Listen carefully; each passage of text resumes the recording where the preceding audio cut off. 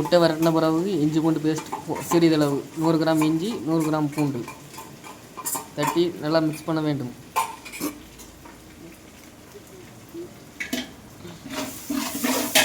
போட்டுட்டு நல்லா ஒரு கிண்டு அந்த இஞ்சி பூண்டு வாசனை பச்சை வாசனை போகிற வரைக்கும் நல்லா கிண்டிக்கிட்டே இருக்கணும். இப்போ முட்டை பல்லாரி எல்லாம் நல்லா வதங்கி விட்டது. ரெண்டாவது கோஸ் போட வேண்டும். கோஸ் உங்களுக்கு எவ்வளோ தேவையோ, நாங்கள் இப்போ 1.5 கிலோ சிக்கன் எடுத்துருக்கோம். சிக்கனுக்கு ஏற்றாப்புல கோஸ் வெட்டியிருக்கோம். உங்களுக்கு 1/2 கிலோ சிக்கன், அதுக்கு ஏற்றாப்புல சிக்கன் வெட்டிக்கிடுங்க.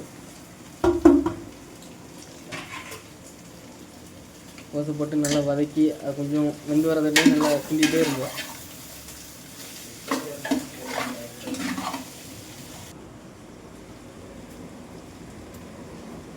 இது வந்து கேரட்டு, பீன்ஸு, குடமிளகா, கேப்சிகம். குடமிளகாலாம் உங்களுக்கு தெரியுமா என்னன்னு தெரியல, கேப்சிகம் இங்கிலீஷில் எல்லாம் தட்டி சிறிதளவு ஒரு 5 நிமிஷம் வேகப்பட வேண்டும்.